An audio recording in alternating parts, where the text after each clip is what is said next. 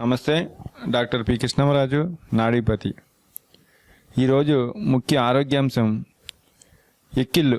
సాధారణంగా గబగబా భోజనం చేసేటప్పుడు కొన్ని సందర్భాల్లో ఎక్కిళ్ళు రావటం చూస్తూనే ఉంటామండి. ఈ వస్తున్నంతసేపు సరిగ్గా మాట్లాడలేకపోవటం, పనిపై మనసు లగ్నం చేయలేకపోవటం వంటివి జరుగుతూ ఉంటాయి. కాబట్టి వీటిని తగ్గించుకోవడానికి కొందరు నీళ్లు తాగుతూ ఉంటారు. దీనివల్ల శ్వాసక్రియ రేటులో తిరిగి మార్పు రావటం వల్ల ఎక్కిళ్ళు తగ్గిపోతాయండి. ఈ క్రమంలో అదే పనిగా ఎక్కిళ్ళు వస్తున్నప్పుడు ఆగిపోవడానికి కొన్ని సహజసిద్ధమైన మార్గాలు కూడా ఉన్నాయండి. అవి ఏమిటో అనేది ఇప్పుడు చెప్పుకుందాం. మన శరీరంలో కడుపులోని భాగాలు, ఛాతీలోని భాగాలు విడదీస్తూ డయాఫ్రామ్ అనే ఒక పొర ఉంటుందండి. ఈ పొర సక్రమంగా పనిచేయనప్పుడు వెక్కిళ్ళు వస్తాయి. శ్వాసక్రియను నియంత్రించడానికి మెదడులో ఒక ప్రత్యేక కేంద్రం ఉంటుంది. డయాఫ్రామ్ ఈ చర్యను కూడా నియంత్రిస్తుంది. ఈ కేంద్రం నుండి పెయినిక్ నాడికి, దాని నుండి ఉదర విధానానికి సమాచారం అందుతుంది. మనం ఊపిరి పీల్చుకున్నప్పుడు డయాఫ్రామ్ పొర ముడుచుకుంటుంది, ఊపిరితిత్తుల్లో గాలి నిండుతుంది. దీనివల్ల థొరాసిక్ క్యావిటీ అనేది పెద్దదవుతుంది. గాలి వదలగానే మామూలు స్థాయికి వస్తుంది. ఏదైనా కారణం వల్ల పెయినిక్ నాడి కానీ డయాఫ్రామ్ కానీ సరిగ్గా పనిచేయకపోతే ఆ క్రమం తప్పుతుంది.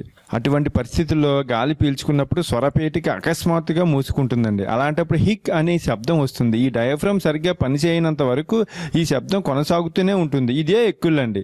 ఇది పెద్ద ఆరోగ్య సమస్య ఏం కాదు.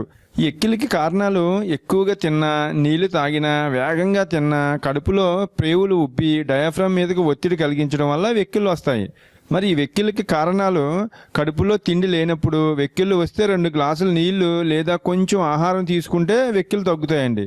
లేదా నాలుకని పట్టి లాగాలండి. అంటే ఇలా బయటికి నాలుకని పట్టి గట్టిగా లాగి, నాలుకని పట్టి బయటికి గట్టిగా లాగి, లేదా కళ్ళు మూసుకొని కనుగుడ్లను బాగా అదమాలి. ఇలా చేసినా వెక్కిళ్ళు తగ్గుతాయి. గొంతుపై కితకితలు పెట్టినా కూడా వెక్కిళ్ళు తగ్గుతాయండి. కొద్దిగా నీళ్లు కానీ, లేదా ఐస్ ముక్కను కానీ, లేదా పంచదార కానీ, లేదా ఏదైనా చాక్లెట్ కానీ చప్పలించినా కూడా ఈ వెక్కిళ్ళు తగ్గుతాయండి. ఇంకా ముక్కు మూసుకుని మంచినీళ్ళు తాగినా కూడా వెక్కిళ్ళు తగ్గుతాయండి. చిన్నపిల్లలకైతే వెక్కిళ్ళు వచ్చినప్పుడు వాడి భుజంపై పడుకోబెట్టి వెన్నుని తట్టడం వల్ల తేనిపు వస్తుందండి. అప్పుడు కడుపులో గాలి బయటకు పోయి వెక్కిళ్ళు ఆగిపోవచ్చండి. ఇలా సహజంగా వెక్కిళ్ళు అనేది మనం సహజ పద్ధతుల ద్వారా తగ్గించుకోవచ్చు అండి. ఇది పెద్ద అనారోగ్య సమస్య ఏం కాదు.